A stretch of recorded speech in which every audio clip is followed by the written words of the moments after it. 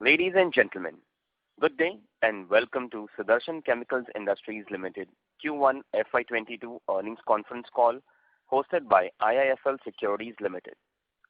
As a reminder, all participant lines will be in the listen-only mode, and there will be an opportunity for you to ask questions after the presentation concludes.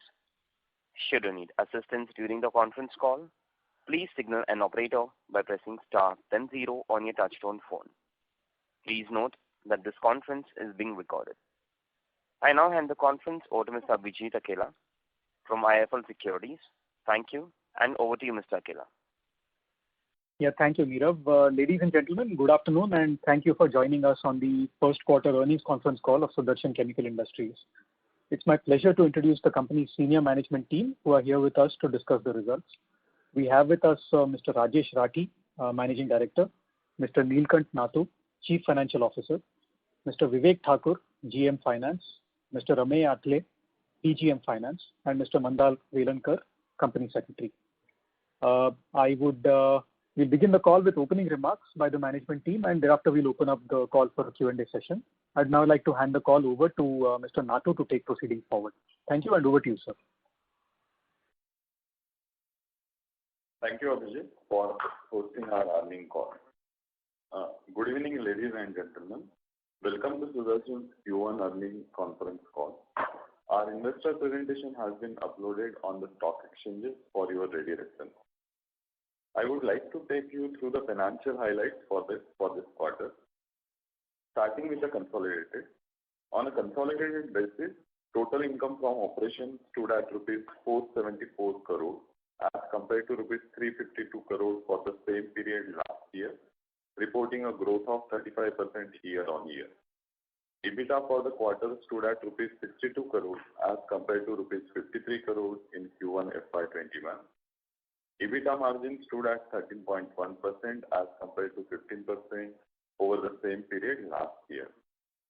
Financial performance of the company subsidiary RICO was impacted due to higher cost of project execution, which caused reduction in the consolidated profit by rupees 4.2 crore. Profit after tax stood at rupees 26 crore as compared to rupees 18 crore for the same period last year. PAT was up by 44% year-on-year. Now going into the details of our pigment business.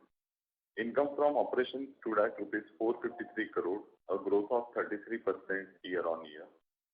EBITDA for the quarter stood at rupees 66 crore as compared to rupees 54 crore last year Q1. EBITDA margin stood at 14.5% as compared to 15.7% over the same period last year. Company continues to see good traction on the export market in all categories of product line. Export for the quarter were at rupees 250 crore as compared to rupees 221 crore, growth of 13% year-on-year. Our domestic sales for the quarter were at rupees 203 crore as compared to rupees 120 crore last year Q1, growth of 68% owing to lower base effect. However, during Q1, the domestic market demand softened as COVID wave 2 caused serious disruption. The second wave of the pandemic did impact business due to the lockdowns imposed by the state at various intervals starting from the month of April and continued restrictions through the quarter.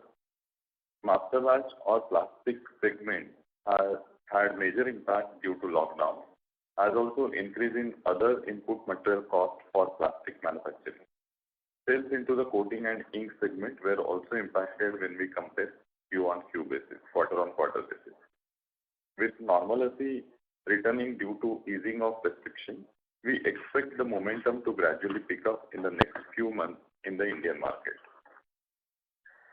Specialty sales stood at rupees 318 crore as compared to rupees 240 crore for the previous year, same quarter, up 32% year-on-year. Non-specialty sales for the quarter stood at rupees 135 crore as compared to rupees 101 crore for the same period last year, up by 33%. Gross margin for the quarter stood at 47.1% as compared to 43.9% for the same period last year. There have been sharp increases in the intermediate prices going into the various pigment chemistries. We have passed on majority of the cost increases to the customers. However, we continue to see price pressure on select intermediates, and this is likely to continue for next few months. Apart from the raw material cost increases, we see energy and logistic costs also rising. Increase of over 50% in the coal prices is pushing up the manufacturing cost. The challenges in the logistic area are continuing, leading to the freight cost escalation of over 50 to 60%, and there is also a problem with the container availability. Unlike in the immediately preceding year, we have given annual increment effective April this year. This had also been the practice we followed before pandemic. Please note that the Q1 FY21 did not have any increment impact effect as it was rolled out from October 20. Two revisions are now reflecting in the employee cost for this quarter. Salary revision along with onboarding of resources in various roles during the previous year is leading to higher employee benefit expenses. Q1 FY21 had export benefits from MEIS. Road tax scheme was implemented from Jan 21. We keenly await details on the rates under road tax scheme and currently have not accrued any income. All these factors together have led to EBITDA margin of 14.5% for the quarter. Now coming to the capex project under commissioning, despite temporary disruption during wave 2, we are on track for completion of capex under execution during the current fiscal year. We expect to complete capex project worth rupees 120 crore by end of September. Our manufacturing plants continued to operate in line with various directives of the government during the last quarter, and we continue to deploy and practice necessary safety precautions regularly to ensure continuity and uninterrupted functioning of our plant, with safety and welfare of our employees being of utmost importance. We look forward to continuing our growth journey and delivering value to all our stakeholders. With this now, we open the floor for questions and answer session. Thank you. Thank you very much. We will now begin the question and answer session. Anyone who wishes to ask a question may press star and 1 on their touchtone telephone. If you wish to remove yourself from the question queue, you may press star and 2. Participants are requested to use handsets while asking a question. Ladies and gentlemen, we will wait for a moment while the question queue assembles. Participants, you may press star and 1 to ask a question. The first question is from the line of Ashwini Agarwal from Ashmore Investments. Please go ahead. Hi, good afternoon, everyone. Thank you for this opportunity. Could you just help us understand what happened in that subsidiary which caused a loss of 4 crores? You briefly mentioned it in your opening comments, but can you just give some more color to it, and what should one expect going ahead?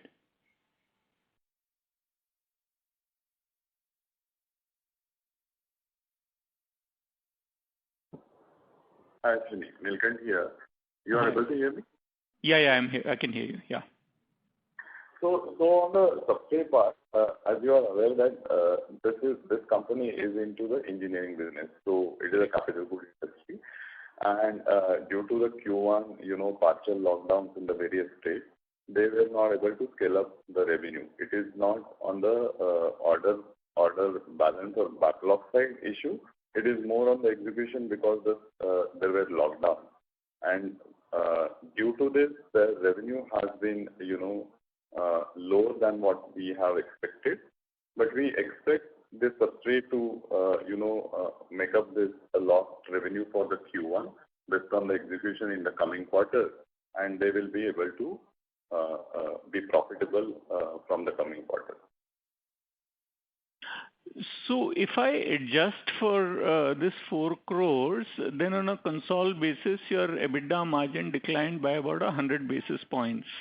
And there you mentioned that you have like 2 salary increases and you have the MEIS, benefit going away as well. And your gross margin actually expanded, on both on a year-on-year and a quarter-on-quarter basis, despite input cost pressures. So is this a fair thing to say that, look, if your subsidiary kind of comes back in the coming quarters and let's say MEIS gets restored as RODTEP, in some form or the other, then we should expect your EBITDA margins to expand as compared to what we saw for the full year last year? Would that be a fair expectation if these two things were to happen?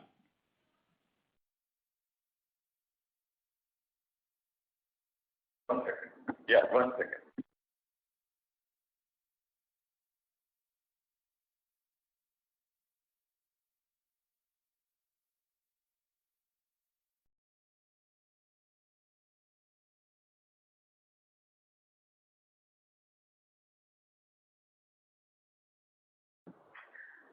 I think so. Very fair point, and we agree with you in terms of our segment. EBITDA has been 14.5%, wherein there has been a MEIS impact and all that.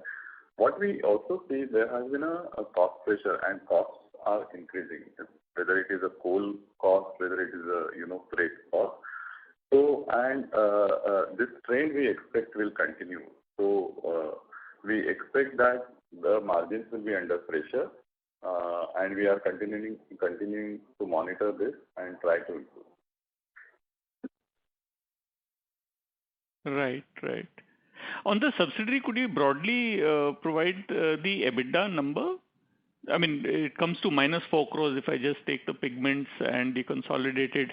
I'm just wondering, is there anything else there, or that should be the gap for the subsidiary? Yeah, this is a gap. It is small, subsidy. So the 4 crore, around 4 crore is the gap. Okay, all right. Thank you so much. All the best, and I'll come back in the queue. Thank you. Thank you. Next question is from the line of Sanjesh Jain from ICICI Securities. Please go ahead. Good afternoon, sir, and thanks for the opportunity. I got a couple of questions. First, on the cost inflation, both on the Sanjesh, sorry to interrupt you. May I request you to speak a little louder? Is it good now? Thank you, sir. Okay. Twofold question, both on the cost side.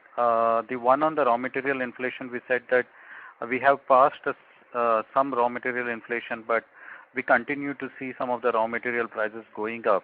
Is it fair to assume that in the medium term, until the raw materials settle, there could be a volatility in the gross profit margins in the next few quarters, and this 43.6% can come down for a quarter or so before it goes up? Is it a fair assumption? And second, on the coal and freight cost, because the other expenses have gone up by have declined by only 1.5%, while our revenue decline is close to 17-18% on the quarter-on-quarter basis. So, is the on the other expense side, is the fuel and the freight the only reason? Because generally from Q4 to Q1 we see a decline that has been an historical trend for us, and this time it has been flattish. Is there anything more in the cost we need to understand, or it's just the fuel and freight which is causing this high other expenses? So these are the two questions on the cost.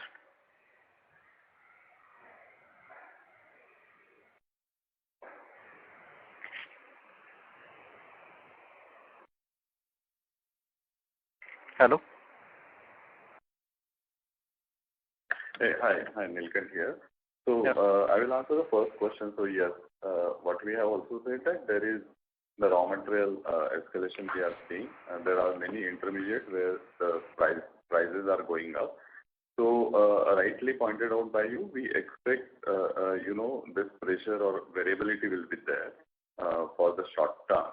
In terms of the other expenses, yes, there has been a reduction, not in line with what you have mentioned in terms of the sales revenue drop. But the major cost increase which are coming is from the coal as well as the freight. there are no one-timer aspects in this particular call. So we continue to monitor this closely. Got it. Second, on the product launches, in the Q4 call, we mentioned that September we were looking to launch a couple of products. So just wanted to understand the new product launches pipeline, and because of this COVID thing, is there any changes in the product launches we were anticipating? And can you just elaborate on what are the product launches planned for this year and a year after this? Hi, this is Rajesh here. I think you're right. I mean, most of our product launches were planned for September. However, we still expect some launches to happen in September, but April, May, as you're aware, a lot of capex got delayed because of lack of availability of oxygen and also manpower. So some capexes will get spilled over on the Q3. But by Q3 end, we expect most of our product capexes to be completed and product launches to be completed. So can you give some color on the number of products we are looking at, and whether it's in a specialty, non-specialty, whether it will be export oriented? So I think they are all specialties, and we expect, if you look at color group wise, maybe three product lines mainly, but in that obviously each product line will have 10-15 products. Okay. So 3 product line, and each product line with 10 to 15 kind of a product in it is what we are trying to launch. This all should happen in this fiscal year, right? Yes, absolutely, sir. And it's a commercial launch, not that we are sending this for client approval and all. This will be for commercial launch this year. All that is in process, so it will be a commercial launch this financial year. Okay. That's helpful. One last bit of question, more of a bookkeeping question on the Mahad facility, which we shut due to the reasons we know, that's heavy rainfall. So can you just brief what was the impact and how should we look at Q2 on backdrop of this shutdown of facility?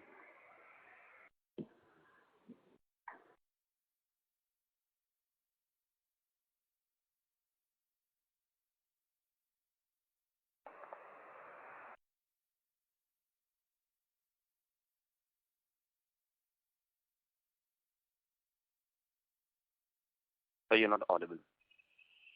Hey, hi, Nilkant here. So, yes, on the Mahad, Mahad flood, our facility was not operational for 2 weeks. After 22nd of July, we have resumed the operation since yesterday. So there was a 2-week, production loss, and the operation has started from yesterday. So do we also expect sales loss, or we had an enough inventory and we could manage it through Roha, or this 2 week of production loss will also mean we would have lost certain revenue?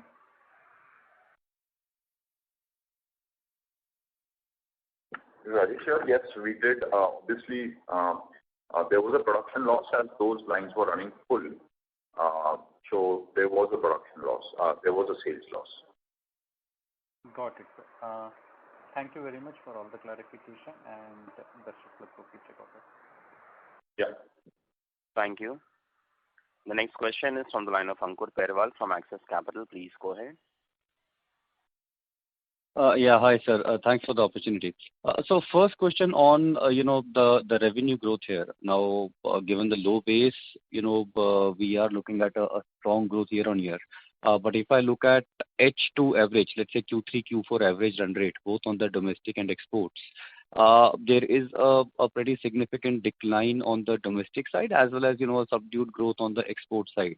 The reason I'm taking Q3, Q4 is when sort of, COVID-led impact was easing out there, both in the international and domestic market.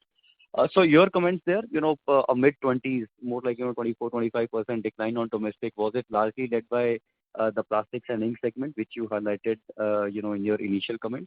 And more importantly, on the export side, if we are seeing any softening of demand there. So basically, I think there are 2-3 factors. Domestic, as Nathuji has elaborated in a statement, domestic because April, May, and part of June also we did because of the COVID lockdown. We did feel, we saw a lot of demand, which was, demand was the issue. In addition to this, in the plastic industry, there was polymer availability issue, pricing issues, etc., which kind of caused the domestic market to be, or India market to be a concern. In terms of exports in general, I think the trend is good. If you look at Q3 last year, there was some pent-up demand as supplies were an issue in the first half, right? So I think going forward, I think barring a little bit of logistics issues which we are facing some on the export front, we should be able to keep up the export, and we see the sales picking up in Q2 for domestic too. Sure. And sir, on the revenue growth side, given most of the products may get sort of spilled over to maybe Q3, Q4 launch, but FY23 will see a significant benefit of all these product launches there. Will it be fair to assume that unlike our last, let's say, 4 or 5 year average of 12-13% early teen revenue CAGR, we should look at a reasonably higher number there, incremental contribution from these top products being there. Will that be a right assessment?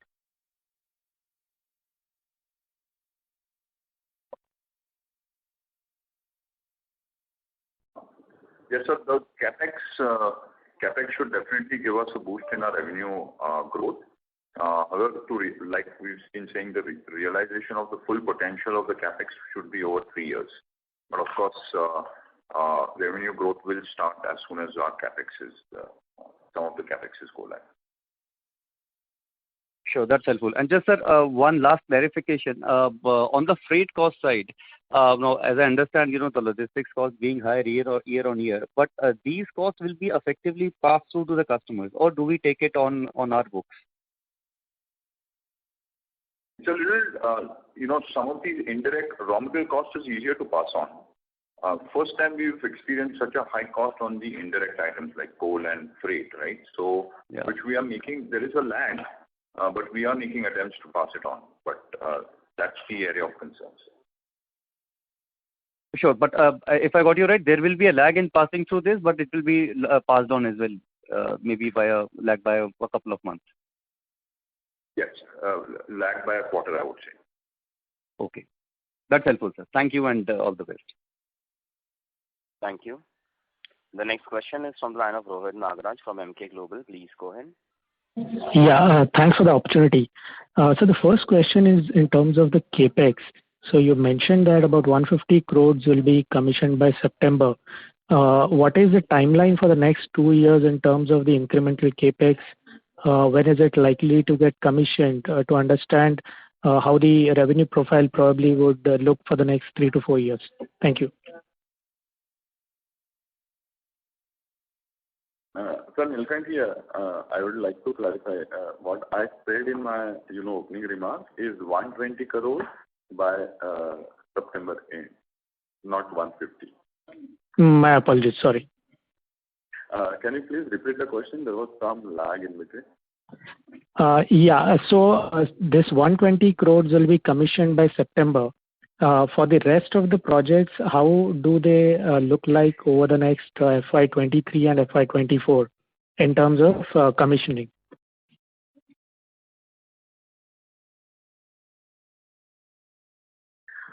So the balance capex project we will be completing in Q3, not in FY23. So we will complete all this capex project in the current year itself.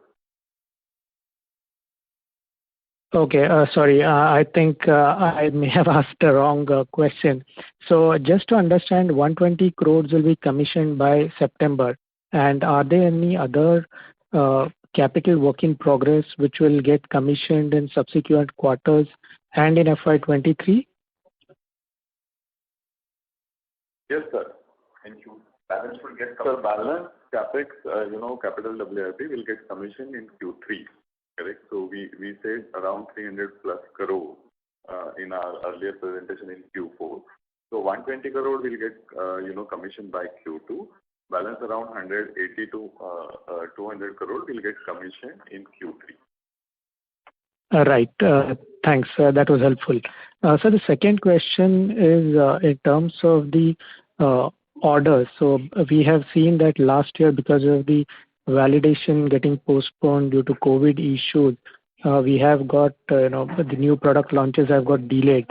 So are we facing such delays still because of the second wave and the ongoing probably impact of the third wave, so that the product launches would further get delayed and may hamper our revenue profile despite being good in terms of the capex being commissioned? Thank you.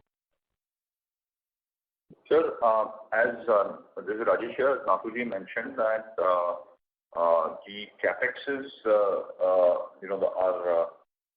because of the Q1 issues we had, the capexes did get slightly delayed, but the team has done a great job in making up some of this, and we expect for any unforeseen reason, anything not to happen, we should complete everything by Q3. And the commercialization also should happen after that on speed. Yeah. All right. Thanks a lot and best of luck, sir. Thank you. Thank you. Thank you. The next question is from the line of Archit Joshi from Dolat Capital. Please go ahead. Hi, sir. Thanks for the opportunity.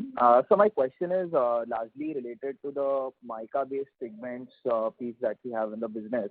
I believe we have recently got some anti-dumping duty in the month of June for some of the products under that category. So I just wanted to ask you if you can throw some light on what is the strategy that we are having on that front, what kind of benefits we might accrue from this ADD, and where are we in terms of any product launches or any capital expenditure on that part. So just a broad understanding on how that business unit is panning out for us. Thank you.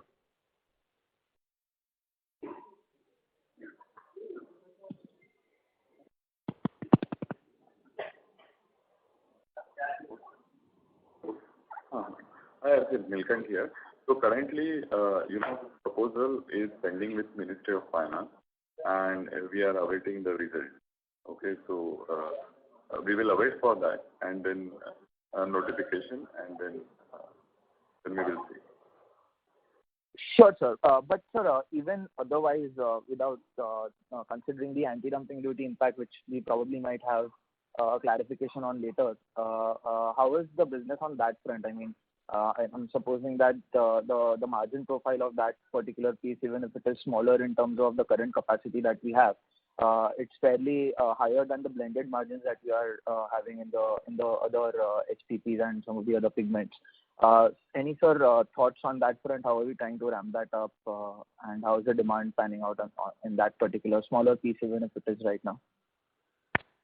So, majority of the market on the industrial side, we don't participate in a big way because of the dumping from China into the India market, and that's the reason I think the government is looking at protection for this. As soon as we are able to get that, we will be able to participate in that market. The margin profiles are not very different on those businesses. Right, sir. And sir, for the same product, how are we faring on the export side? Is the growth momentum? If you can comment something on that as well. That product range. So on the industrial side, we don't participate in the global market because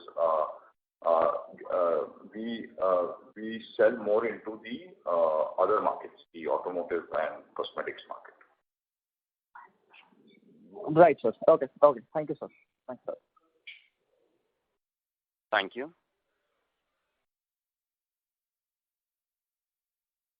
The next question is from the line of Dhaval Shah from Girik Capital. Please go ahead. Hello. Go ahead, sir. You're audible. Yes.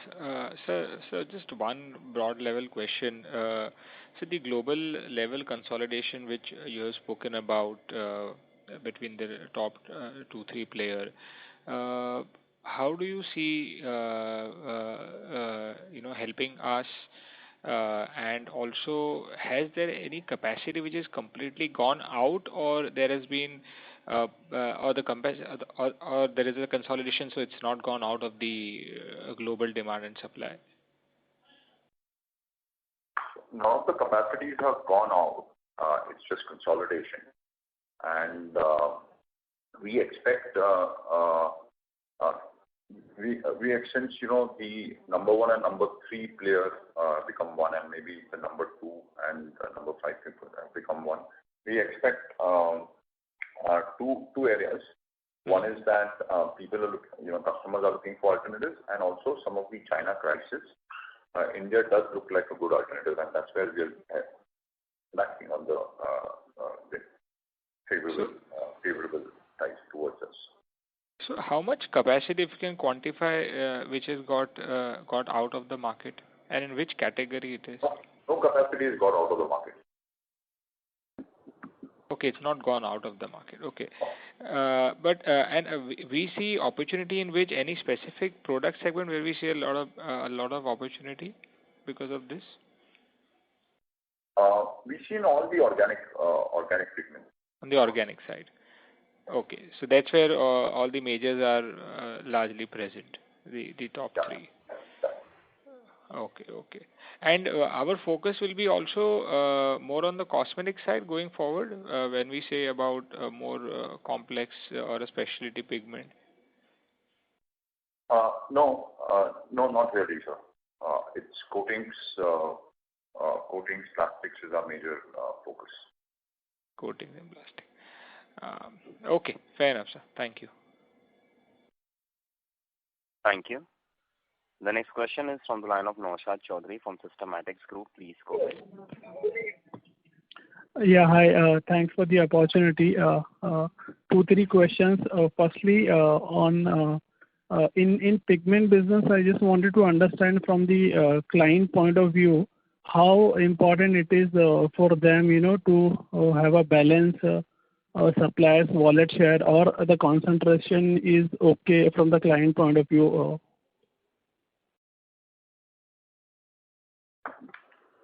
Yeah, that's my first question. So I think from a brand. This call is now being recorded. From a client perspective, they do look at usually, there would be two suppliers at least for generally a two supply position. Okay.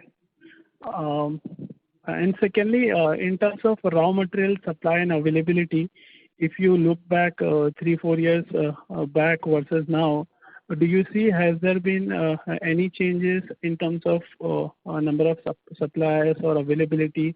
Has there been any change in terms of overall ecosystem?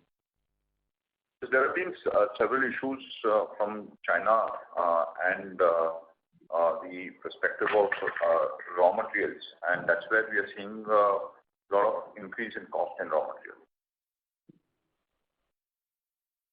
Okay. And have we seen any domestic capacity addition on those part and some softness and easiness in terms of availability?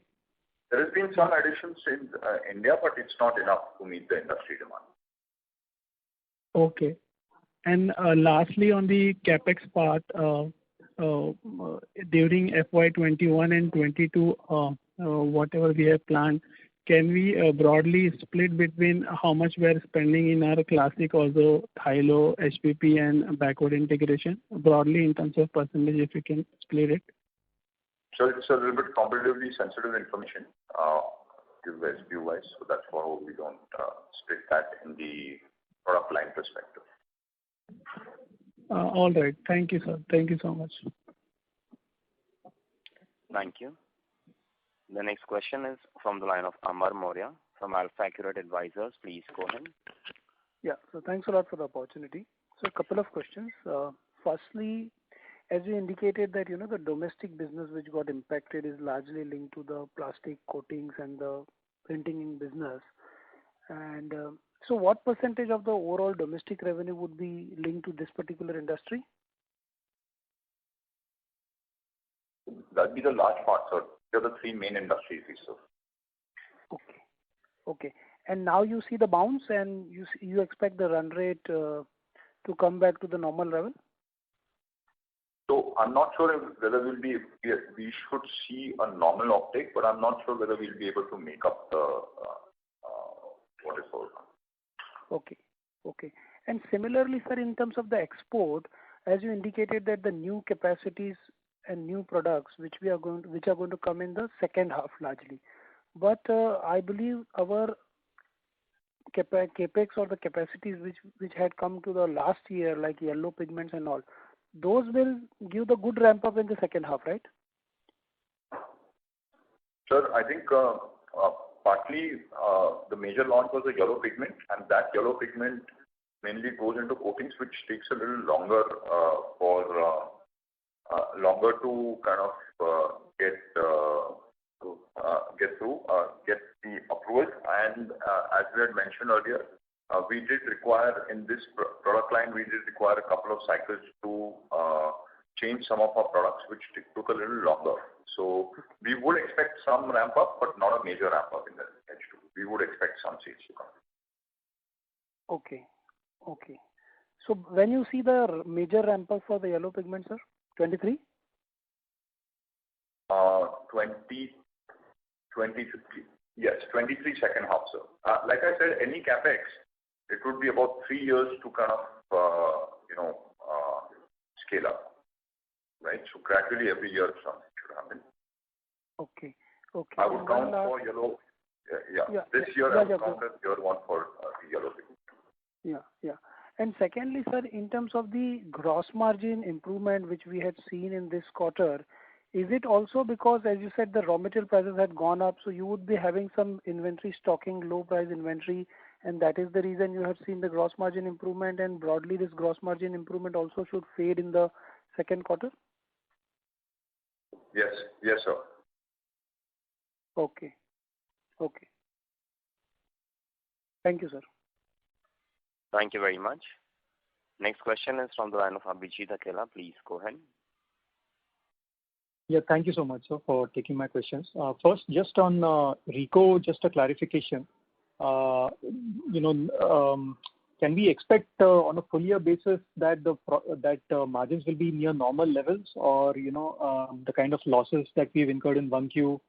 It's not possible to recover them over the life of the projects that we are executing. How should we think about margins going forward?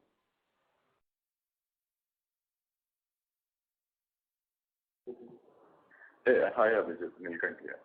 So on the RICO front, yes, so Q1 has been a difficult quarter, but overall the projection of the RICO management and based on the current order balance, we expect that they will make a turnaround, and by year end they will be able to get to the normal margin level, normalized margin level.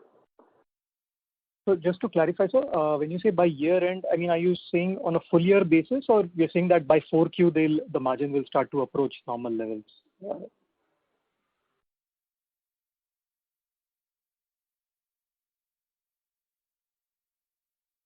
So we expect that they will be able to come to the normal margin level on a full year basis.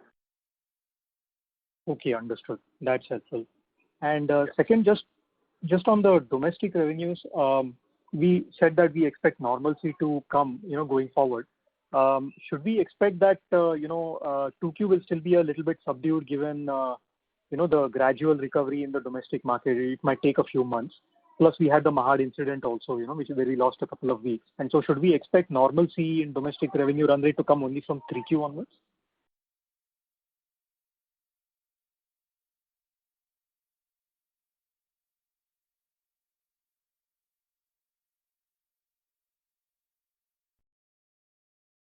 Yeah, Abhijit, yes, so we expect that it will get restored to the normalcy from Q3 onwards. Okay, thank you so much. I'll come back in the queue. Thank you so much. Thank you. Next question is from the line of Ashwini Agarwal from Ashmore Investments. Please go ahead. Hi, just small follow-up to one of the earlier questions and, just thinking through your opening comments again.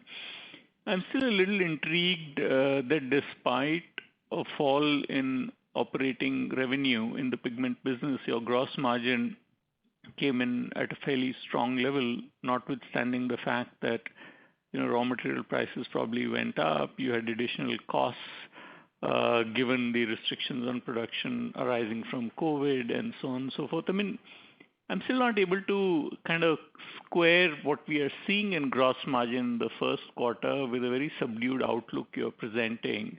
Is there something else that we are missing? Is there any one-off very profitable contract that helped you in Q1 from a gross margin perspective? What else is it?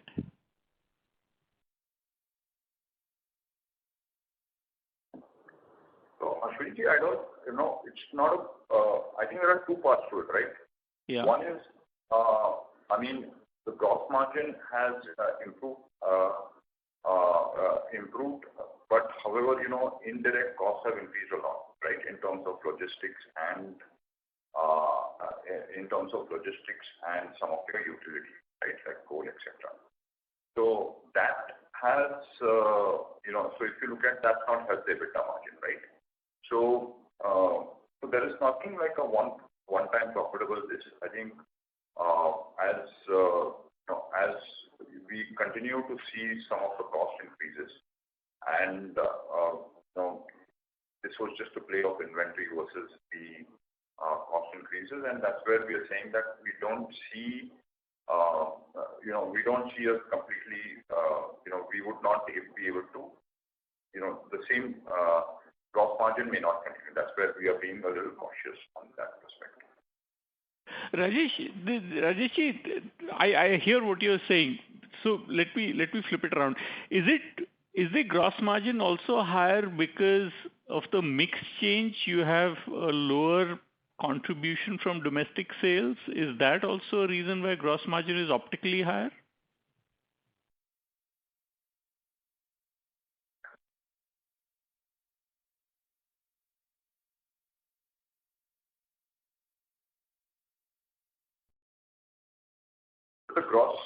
The gross margin has improved over the period of time.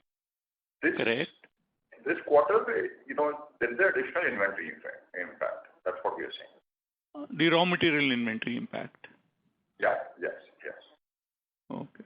No, because, if I just zoom out and forget these quarters and all that, okay, for the last 3 years or so, the trajectory was that your gross margins were going up, but your EBITDA margin was flattish or down because you were investing in the business, right? There was higher R&D costs. You'd hired people in Europe and invested in sales and marketing. And the whole objective was that over a period of time, the increase in gross margin would feed through to the EBITDA level as well, correct? And and some of it we saw last year.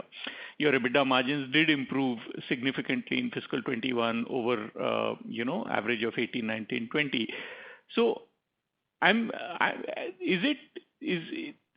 should I say that medium term, forget some COVID-related disruptions happened in 1Q, one understands that. In the medium term, that narrative should still hold, right? Say 2-3 years out, 2 years out, let's say March 24, if we think about, would it be reasonable to aspire for something like a 17-18% EBITDA margin? So I would not like to quote a number, but Ashwinji, the whole idea of transforming the business was that, right? That we change our product mix, we reach out to more global customers. And that's the narrative I would say is still continuing, and that's what our basis of our strategy is, right? This, like you said, if you zoom into a quarter, there are several issues on what you are aware, global issues, right? Logistic costs, coal costs, which were not anticipated at all, right? To have such a large impact. So I would still kind of, we would be still confident on the perspective of what we are saying. In addition to that, Ashwinji, I would add one more factor that because of these 2-3 lockdowns and issues of COVID, our capex has got delayed considerably, right? Both Correct. in terms of implemental, and none of the equipment suppliers could travel from abroad yet. So we had to kind of commission some of the things on our own. But all that's done now, Rajesh. I mean, Rajesh, I mean, if I again look through, I mean, of course, you've had a lot of air pockets over the last, 1.5 years, and and it's hats off to you guys. You've managed to commission the projects, you've managed to get everything online, and it's visible in your numbers. So directionally, I'm saying forget 1 quarter, 2 quarters, but directionally, if you look out 7, 8 quarters, and like you said, that whatever capex you're implementing now will show up over the next 3 years.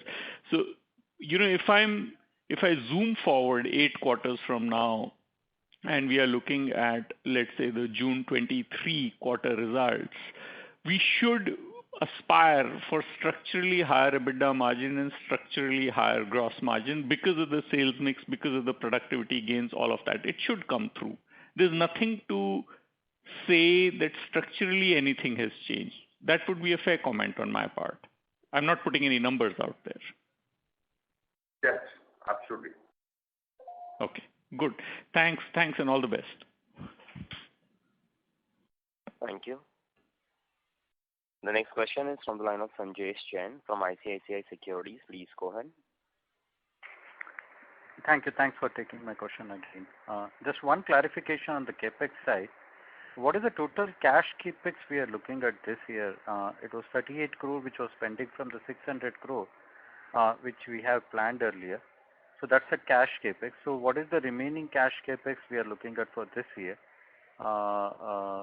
particularly from the cash outflow perspective, and what should we be the same in FY23?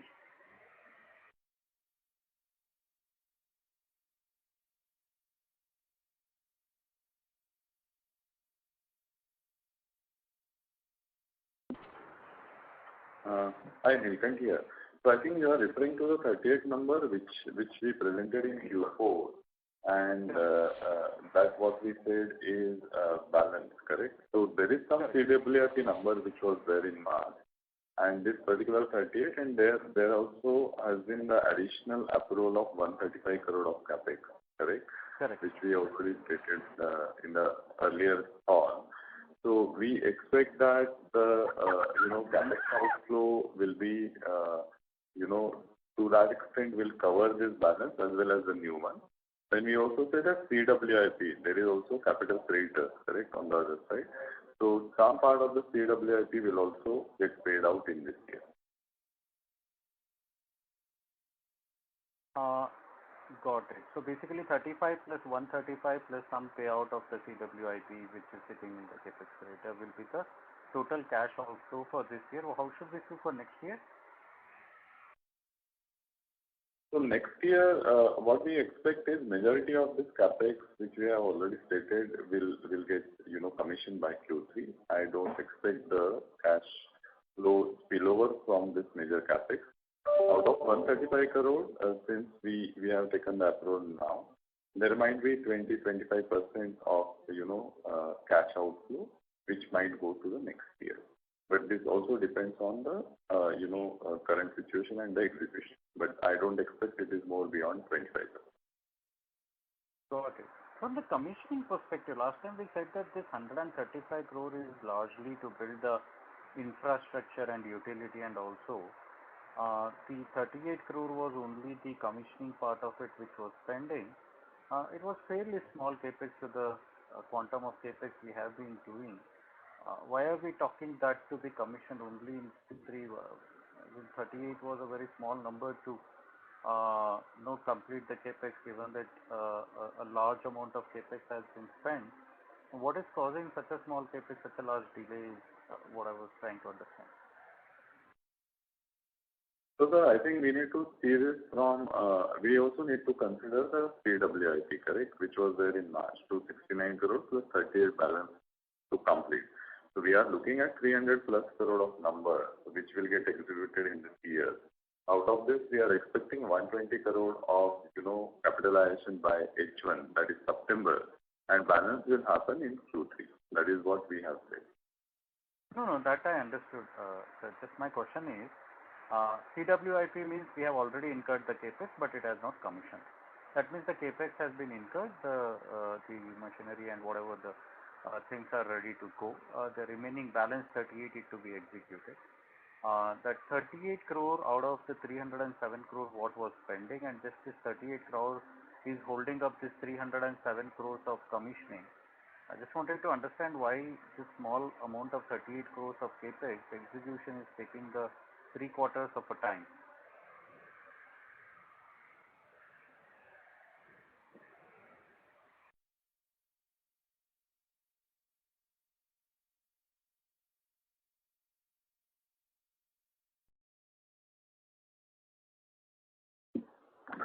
So, fair point, but we also have to understand that this CWIP, which we already mentioned, has been in the various stage of project execution, correct?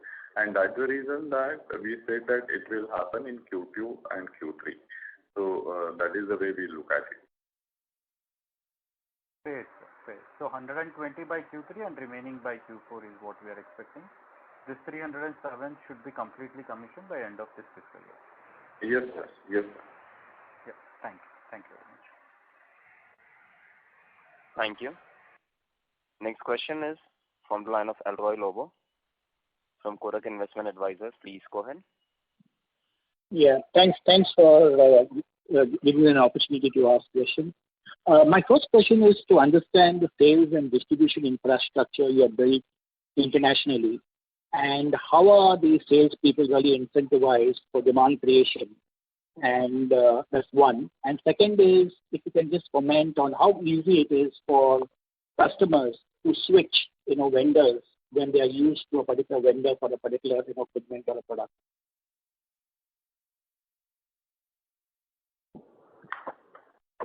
So, two questions, I think. So, first question is the product.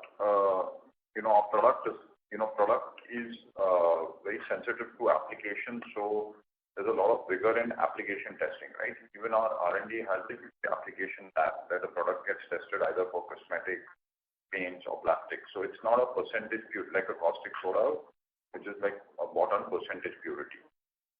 Each industry has a different time limit. Coating, cosmetics coatings being the highest and printing ink being the lowest. In terms of sales, every geography has a different list, but there is a fixed portion and a variable portion.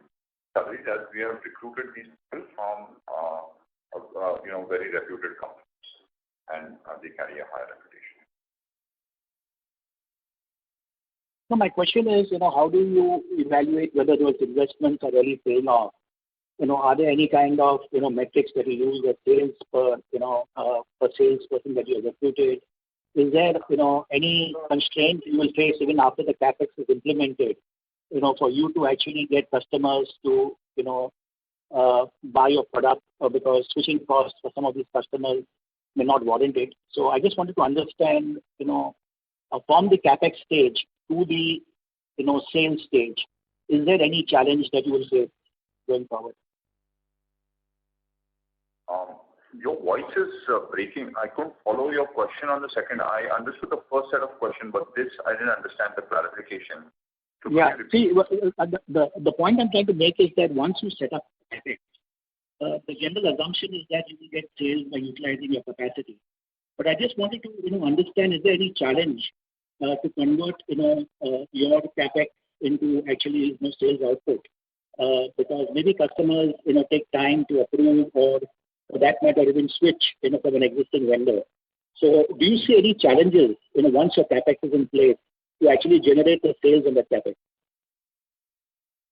So yeah, very well. Absolutely well put, and that's why we're saying that we will take at least 3 years for a CapEx to get utilized, to get fully this. And customers do. Generally, the customers do a good technical evaluation. The only way we prepare for this is we seed customers with some of our pilot plant samples, etc., where we do get some feedback from them, some of the leading customers, and that's how we commercialize the product and hoping that timeline now would be, that the product will be successful. So that's how do you have any benchmarks on, the sales that your salesperson should, derive? Is there a kind of a revenue per salesperson that you target, from an incentivization perspective? So it depends on the geography. So what we have usually as a matrix is sales, the contribution margin generated by the sales, the opportunity funnel of the person, and geography to geography, of course, we track salesperson, sales per person, etc. So how many sales people have you recruited internationally, and what is the cost of that sales force right now? We can't, this in the public. We are not right now giving that in the. We'll check whether this information. I won't have it hands off. We'll check whether Nakuji will check whether we can give. Well, maybe not the cost, but at least the number of people that are in sales overseas.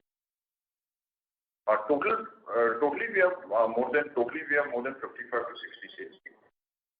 Okay. Thank you. Thank you very much. Next question is from the line of Kush Tandon from Anta Capital. Please go ahead. Thanks for the opportunity, sir. Sir, I'm just trying to understand one thing. If I see your last 9 quarters of pigment revenue, I see the entire FY24 quarters was around 400 crores, 396, 400, 391, 402. Then Q1 FY21 we had COVID impact, so we went down to 340. Then again Q2 was 400. So sir, we were basically trending around 400 crores per quarter kind of a pigment number. And we did around 270 crore of capex in FY20.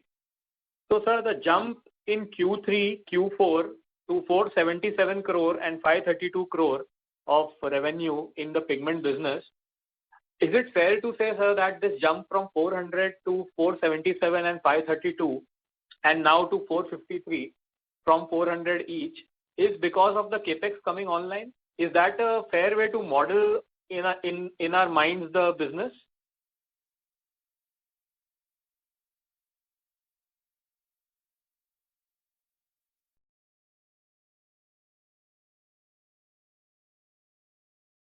Hey, hi, Nilkant here. So, fair point, sir. So, and thanks a lot for this analytics. So, whatever 400 crore average quarterly sales which we have seen in the past years, now are trending to 450, 470 kind of turnover. Yes, so this has been also the factor which has given us from FY20 capitalization. So, the capitalization which we have done in the FY20 is helping us to get this growth in the sales number. Okay. And it is a still ramp up. Okay. So, understood. So, let's say 400, I'm sure it can, the products, I mean, there can be here and there, but broadly speaking, we can conclude that probably 400 crore was a stable run rate, and whatever incremental capex is coming online is adding to the incremental revenues. And in 3 years, whatever capex you did in FY20 will be, the revenue will be 2x of that capex in the 3rd year. Is that a fair way to model this business?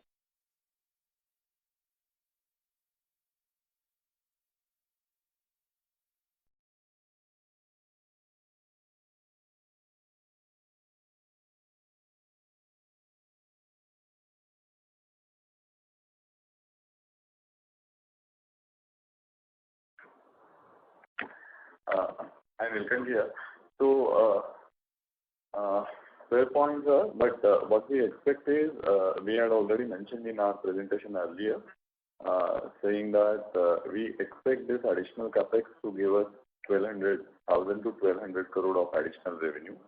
And majority of the capex which we implemented or started the capex capitalization from FY20. So you can take from FY20 base this additional incremental revenue for your modeling, the next 3 years, for the next 3 years. Thank you very much. Ladies and gentlemen, that will be the last question for today.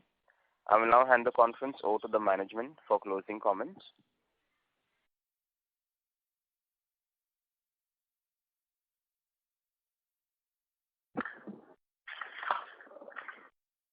Thank you, Abhijit.